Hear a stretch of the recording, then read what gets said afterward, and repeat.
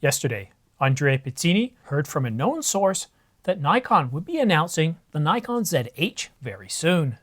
He said that the Nikon ZH would be Nikon's first modern camera with a global shutter, that it would compete up against the Sony A9 Mark III, standing toe-to-toe against it feature for feature. And this isn't the first time that we've heard about the Nikon ZH. Nikon Rumours talked about this camera all the way back in November, calling it the Nikon Z9H. But we've heard nothing else until yesterday. The Nikon Z9H was to have half the resolution of the Nikon Z9, but aimed squarely at fast-action photographers, the type that would show up to the Paris Olympics here in the summer of 2024. And this was bold and exciting news that we were getting another camera from Nikon this time, and that it would also, like the A9 Mark III, have a global shutter. Although Red has been using a global shutter for many years, with their latest camera, the Red V Raptor X and XL, capable of between 17 and 20 stops of dynamic range with good color rendition. But the Nikon Z9 or the Nikon Z9H would be the second camera to be able to offer a global shutter, offering a similar resolution to the Canon EOS R3 and the recently announced and started shipping Sony A9 Mark III. And there's an awful lot of excitement around the Sony A9 Mark III with its global shutter, a fast action camera with absolutely zero rolling shutter. And then the news of the Nikon equivalent sent many Canon customers into a bit of a rant, wondering where on earth is the Canon EOS R1, the EOS R5 Mark II? Surely by now we should have heard something about the camera, a development announcement, a leaked image, a leaked specification, or something that would prove accurate at least. And of course, compounding that frustration was the lack of credible leaks, with the latest news pushing the R1 and the EOS R5 Mark II to be announced in late April or early May, and maybe not even start shipping to the rest of us until Q3 or Q4 of this year. No credible leaks about the Canon EOS R1 or the EOS R5 Mark II, and more correctly to say that what we were getting on these two cameras was, well, they were contradicting each other. No one source would agree with another source, and given enough time, one source would disagree with itself. But the bold mistake that sources got wrong isn't the Canon EOS R1, nor the Canon EOS R5 Mark II, but the Nikon ZH. But then late yesterday, Andrea Pizzini sent me this. Right after I sent you the email, a trusted source told me that the Nikon ZH rumor is not real. So I guess this time the source got the info wrong. Unfortunately, the Nikon ZH isn't real, and I wish it was. It was pretty exciting yesterday, wasn't it? We already had the Sony A9 Mark III start shipping just a few weeks ago, shipping the first Sony camera with a global shutter, and that was pretty impressive. And now to find out, well, 2 days ago, that we were getting a camera from Nikon that would also have a global shutter to compete toe-to-toe against the A9 Mark III, I was pretty impressed. I was pretty excited, and I just thought maybe this might tease Canon to give us a development announcement, let us know what they're working on with the Canon EOS R1 and the EOS R5 Mark II. But you might be wondering, why am I telling you this? Why isn't this coming from Andrea Pizzini himself?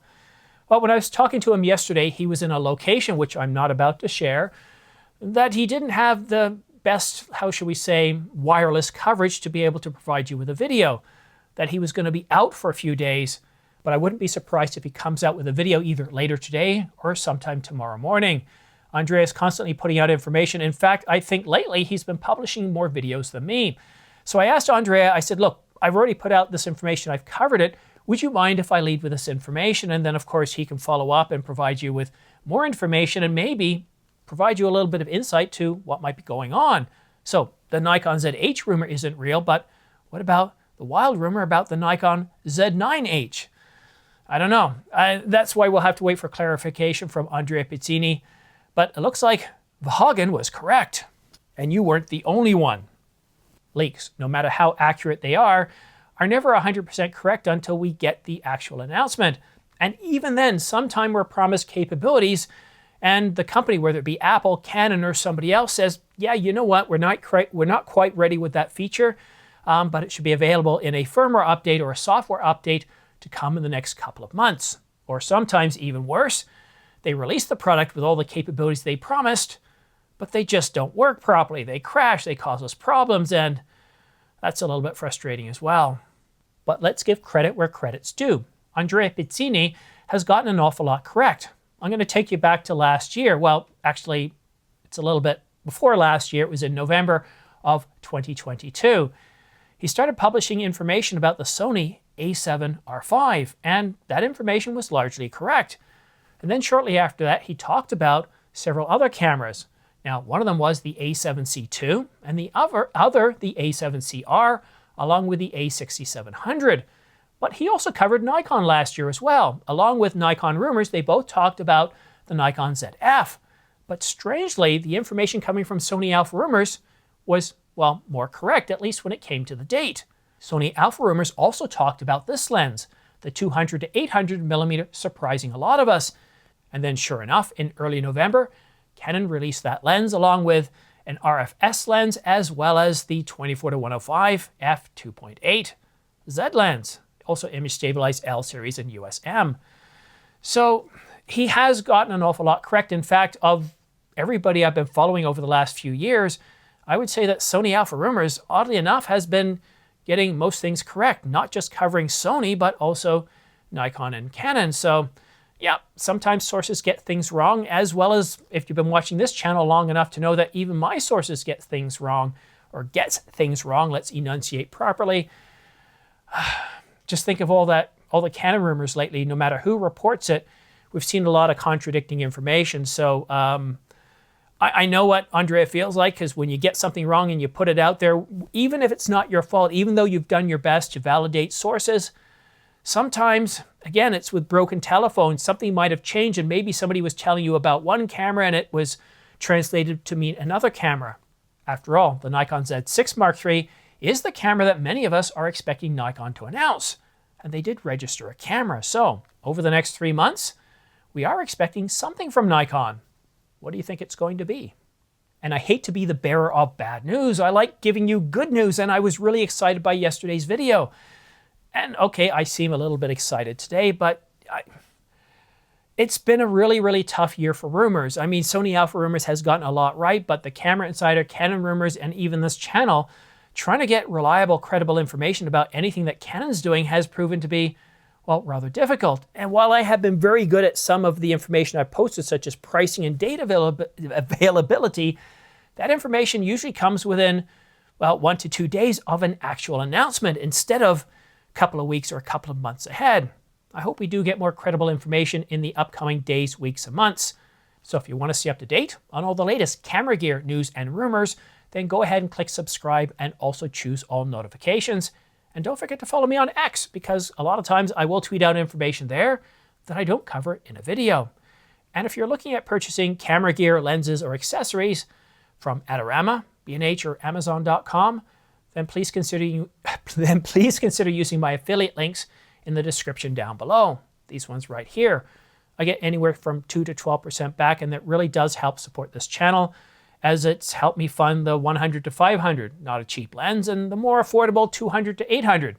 Yep, that's the 200 to 800 right there. And this weekend I shot some incredible footage of the moon, and even with some wind blowing, this thing is pretty good. Although if you're dealing with 30 to 40 kilometer an hour wind bursts, yeah, not so much. That's a bit of a tall order even for that lens to accomplish. But again, thank you to everybody that has used my affiliate links. It's very much appreciated. I couldn't do this channel without your support. And the nice thing about anybody that does use my affiliate links, doesn't cost you anything extra. You're not having to go through steps, sign into a special account, or do anything. You just follow the link. It takes you to Adorama, B&H, or Amazon. And then just by simply purchasing something, I get a small commission back, which is, again, very much appreciated. But that's it for now. Thank you so much for watching, and we'll see you again soon. Actually, hold on a minute. Before you go, I want to talk to you about something. I've been doing this channel for about 4 years now, and I'm about ready to turn 54. So I'm at that stage in life where I'm planning my third and final act. I'm planning my retirement. And this channel, this is what I plan to do in retirement. So I don't plan on stopping this anytime soon. The one thing I'm not sure about, and this is where I need your assistance because you and everybody else watching this channel is from all over this planet. I don't know where I'm going to move to, but I know it's not going to be in Ontario. I want to go to someplace different, somewhere that doesn't have, well, an 8-month winter. Now, Vancouver is one of those places I'm thinking because even though it can be cloudy and rainy for a little bit during winter, by the end of January, the flowers are coming up, things are greening, and while it can be gray still, it just looks a whole lot more welcoming. Plus that ocean air, that temperate climate, that's something I really like. I've also thought about Spain or Italy. I've also thought about New Zealand, Auckland to be particular, or Rotorua. I'd like your recommendations, your thoughts on other places I should consider. Just keep in mind that something that really matters to me is obviously I need access to high-speed internet. I'm not a person that really likes hot tropical weather. I like more temperate weather. Whatever country I move to, I'm looking for what you would consider a trustworthy government and judicial system, and preferably a universal healthcare. Because as I'm getting older, it's usually the young and the old that need the healthcare system a little bit more, and that's why that's rather important to me. I'm not sure where we're going to move. I do have a few, how should we say, places on the short list. Vancouver being pretty expensive, but no more expensive than where I am now. Well, they're currently at the top of the list, but that's not to say that other places don't make sense. Let me know what you think in the comment section down below. Where do you think I should move to? What do you think are some of the best places that, well, I don't, and another thing too, I don't want to have to drive a car everywhere. Wherever I live, I want to be able to get out of the house or the apartment or the condo, whatever it is, and be able to walk to the stores, walk to the amenities, walk to the ocean, the lake, or whatever that may be. Let me know what you think in the comment section down below. But that's it for today. Thank you so much for watching, and have yourself a great week. Can you believe it? The week's already half over. Can you believe that we're actually 2 months already into 2024? Boy, time. It does move by pretty quickly, doesn't it? I wish you could somehow put pause on it or slow it down. But it seems that as we get older, life moves a little bit quicker. Anyhow, thank you so much for watching. We'll see you again soon.